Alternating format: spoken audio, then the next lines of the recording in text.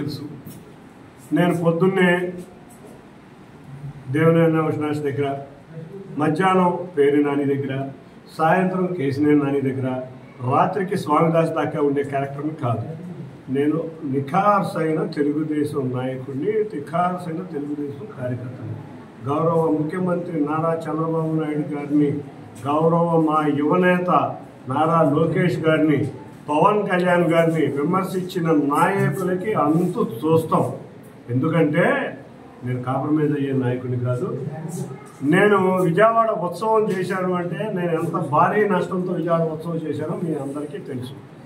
నా జేబులో డబ్బులు పోతాయని దానికే ఉంటాను, కానీ నేను 4 సంవత్సరాల నుంచి తిరుపూరులో సేవా కార్యక్రమాలు చేసుకుంటా నేను ఎన్నో కోట్లు ఖర్చు పెట్టిన వ్యక్తిని. నేను ఆఫ్టర్ ఆల్ ఒక 5 లక్షలు 10 లక్షలకి ఎవరో ఆరోపణలు చేస్తే ఇవాళ నేను చెప్తున్నాను ఎవరో ఆరోపణలు చేస్తే ప్రజలు నమ్మే పరిస్థితిలో లేరు.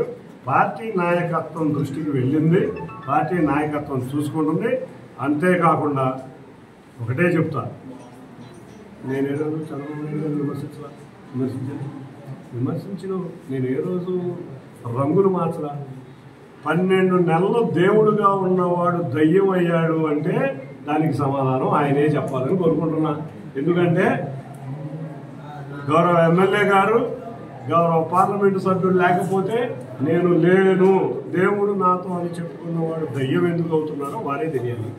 కాబట్టి అటువంటి విమర్శలు ఏమైనా వస్తే వారు సమాధానం చెప్పాలి, కానీ గౌరవ ఎమ్మెల్యే గారు నేను కాదు.